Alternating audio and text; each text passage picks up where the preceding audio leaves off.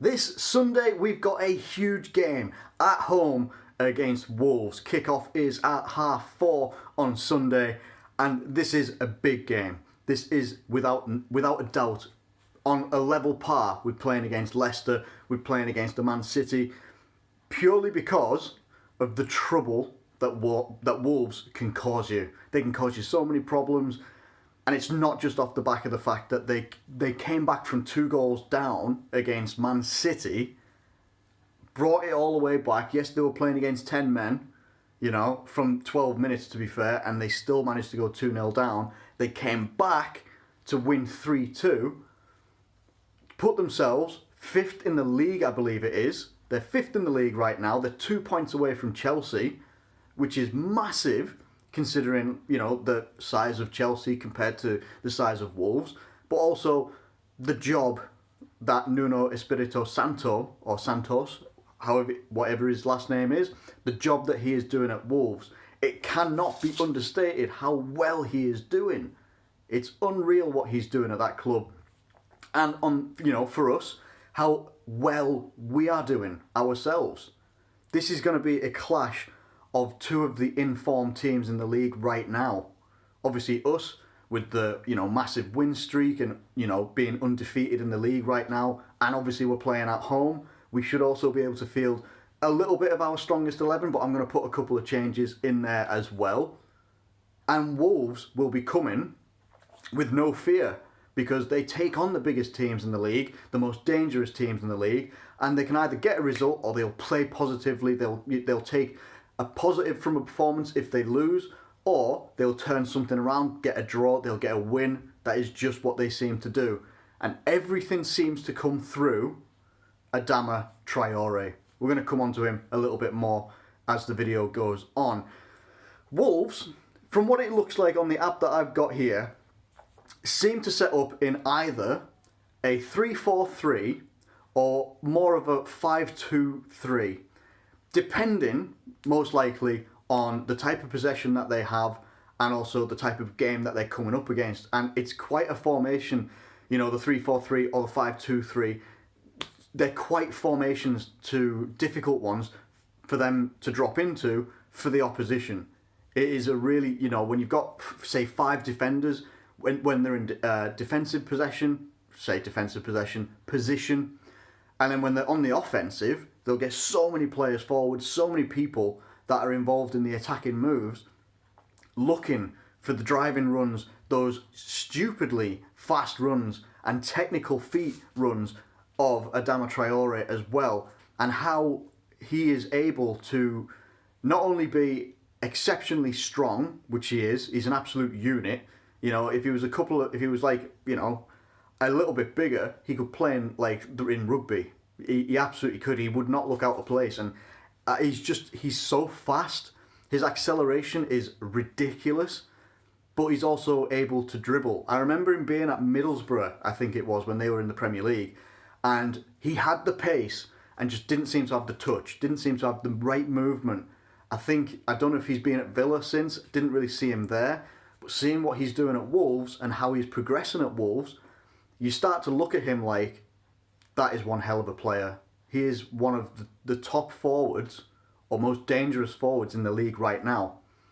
Alright, his stats for some might not look impressive, in that I think he's got 4 goals, 4 assists this season out of 18 performances, 18 appearances or something like that anyway, but he's gathering traction. He's getting better and better each week. It looks like week on week you can see improvements in his game. Not just his game though, but also in his levels of confidence that he's getting. He's trying things, literally bullying Mendy off the ball, against Man City, to then take that ball and literally feed a goal straight away to get them equalised, was key in getting the victory as well. Scoring a good goal himself as well. He is turning into a very good player. He scored a banger against Tottenham. I think it was a game they may have lost, but again, he was a star performer, and without a doubt, he is the player that we would need to look to contain more than any of the others, because the other players become dangerous because of him. If you shut out Adama Traore as much as possible, While also, yes, you've got to have a focus on the entire of the Wolves team as well, because they have got dangerous players up and down the pitch, but he is the most dangerous one and also looks like the most creative one as well, especially when it comes to bursting forward. Now, if you can isolate that one player and take that danger away, you'd then stifle a lot of the progress that they can make in and around the box. It sounds simple. It isn't. Obviously, I'm not a manager or a tactician or anything like that. These are just thoughts that I've got. Let me know what your thoughts are in the comments below. In terms of Liverpool, now we went to Leicester on Thursday and walked away with 3 points and 4 goals. Now the lineup we had that day was a pretty damn strong lineup, I've got to say. It's, consider the fact that we've got a couple of players out injured, like Fabinho, Joel Matip, Oxlade-Chamberlain. The options that we had were very, very good. That midfield three that we had that day, Keita, Henderson and Wijnaldum, fantastic. Absolutely fantastic. A lot of the build-up to the Leicester game was talking about, people were talking about Wilfred Ndidi, and he is a great player. He's a fantastic player. Probably their best in midfield that day for Leicester. But all three of our players in that midfield that I mentioned then were absolutely out of this world. They were fantastic, on top of their game. And some of these players, take the whole 11 that we had out that day, some of these players you might have been thinking should have been suffering from some sort of fatigue. The amount of, not just the games that we've played recently, but where they've been. Out in Doha, in Qatar, I think it is. For the Club World Cup, to walk away from that one, bringing that Club World Cup trophy home, to then come back into the Premier League, come against Leicester.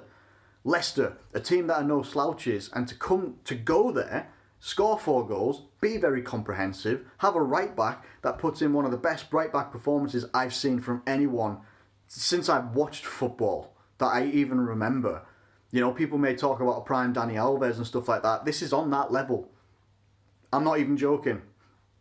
So the team that we put out that day, Alisson, Robertson, Virgil van Dijk, Joe Gomez, Trent Alexander-Arnold, Naby Keita, Jordan Henderson, Gini Wijnaldum, Salah, Firmino and Mane. Now, I firmly believe there might be a couple of changes. The only change I might make, if I was only to make one change, and I might be looking at 2, but maybe just one, probably would be to bring Salah off and put Shaqiri there for now. Salah hasn't done a great deal wrong, but he's also, it's not that he was being selfish or anything against Leicester, but was also part of the reason that we weren't a couple of goals more ahead. There was some times when he could have passed the ball to a better person. Sadio, obviously the one where he tried to, score the goal like when we were in the Champions League and he scored from that ridiculous angle. Tried to do it. It looked like he tried to do it. He could have passed it to Mane, who was in a better position. That could have been another goal. There was another one where I think the two of them were breaking on one defender. Salah's on this side, Mane's on this side. We're running, and he could have passed it and laid it off to Mane, who would have then been in a better position and a better goal-scoring position. Instead, he tries to take the shot on, and it goes wide. There just seems to be a little bit of his overall work rate, everything like that, fantastic. Everything he does generally is pretty damn good, but his decision-making lately makes me think, is that going to be a weak link? Is it going to be a weak link? And I don't actually know who our next game is against after Wolves, but it's going to be really difficult to play against this Wolves team, whether they go 3-4-3 or they go 5-2-3, 5-3-2, whatever formation they might want to try and go, and it's going to be difficult. They're a defensively pretty damn good team. All right, yes, they conceded 2 goals against Man City, but again, it's Man City.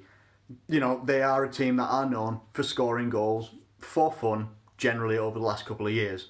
So they were probably going to, take it for themselves and say, right, they're probably going to score a goal or 2, but we will work hard and we will try and put pressure on and get back into the game. That's exactly what they did. They went behind against Norwich the week before, I think it was.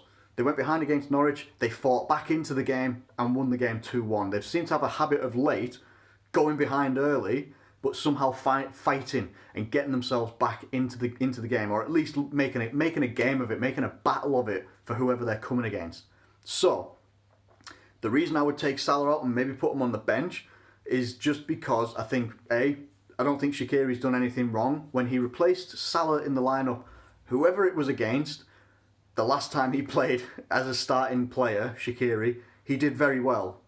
I genuinely can't remember who it was against. Might have been a Champions League game, but I don't know. Can't remember. But he did very well. You know, his movement and his passing vision is just that, and I think that is what he would look for more than Salah would, is the passes. And that is probably why I would maybe put him in there. There could also be a change of system here to accommodate for playing against Wolves.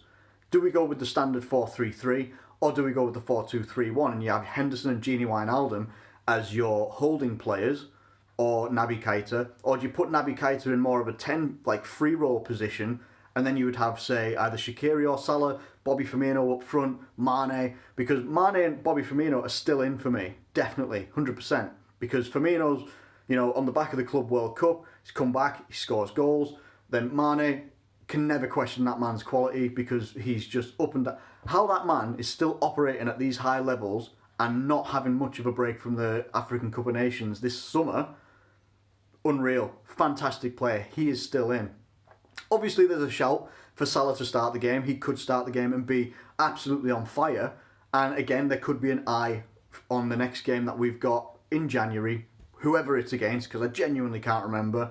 And then obviously Minamino would come in January as well, probably in time for the FA Cup game against Everton. Look, loads of different options that we've got later on after this Wolves game. But for me, it's Shaqiri in, Salah's on the bench. Divock Origi could come in, but when he played in the Club World Cup, wasn't that impressed. Origi is a great option, but if he's not on it, you can just tell. Within about 5 to 10 minutes, you're just he's not normally a player that can sort of play himself into the game. It's if he starts the game well, he'll have a good game. Or if he comes off the bench, 9 times out of 10, he will have a very good impact on the game. But if he starts a game and he doesn't have a positive impact within about 10 minutes, you can sort of say it's not going to be his day. So that's just my opinion anyway. That's not a fact. That is just from what I see anyway. But let me know what your starting 11 and everything like that would be. And in terms of a result here, now, we're at home. We've had a positive result away against Leicester. Wolves themselves have battled back in a gargantuan win against Manchester City. By no mean feat whatsoever. They worked very, very hard. And in the end, they just played better than Man City. That is just the fact. That is just the fact of the matter. They're a hard team to play against. They gave us trouble last season. I think they knocked us out of a cup competition last season as well. Or the season before, whichever one it was. So, what am I looking for? Clean sheet, don't care about. All I care about is a win. That is all I care about. Or at least not losing. That is all I genuinely care about. I am going to go... I'm going to go for a 2-1 victory for Liverpool and say a 2-1 FC is going to be coming back for this one. But I think that this one, someone said it the other day to me, I can't remember who it was, but someone said to me that the 2 games against Wolves this season could prove to be pivotal for us. Now, obviously, we've got quite a big points margin between us and second and third, all that sort of business, but I'm not taking that for granted. I want to look at that points gap and say, keep it for the whole season. Work hard, play well, score goals, defensively try and be solid, but the most important thing for us is to try and get draws, or at the bare minimum for us right now seems to be win games. That seems to be the bare minimum because of the standard that we've set this season for ourselves. Because of the win streak that we've been on, the fact that we're still unbeaten after 18 games, fantastic, unreal, great. But 13-point gap looks big, right? But negative results could come in wherever. I still don't expect us to go invincible this season or anything like that. That's not an expectation of mine. All I care about is positive performances, and if you play well, you play to your strengths, you will get the result that you need, or at least the result that you deserve. And for me, I truly feel that we can walk out of there with a 2-1 victory. We could walk out of there with more. I was conservative in my prediction against Leicester because I felt that Leicester were going to be the most dangerous team that we came up against. We swept them aside. Yes, they made tactical errors in their setup to allow Trent that much room, but I don't expect that from Wolves.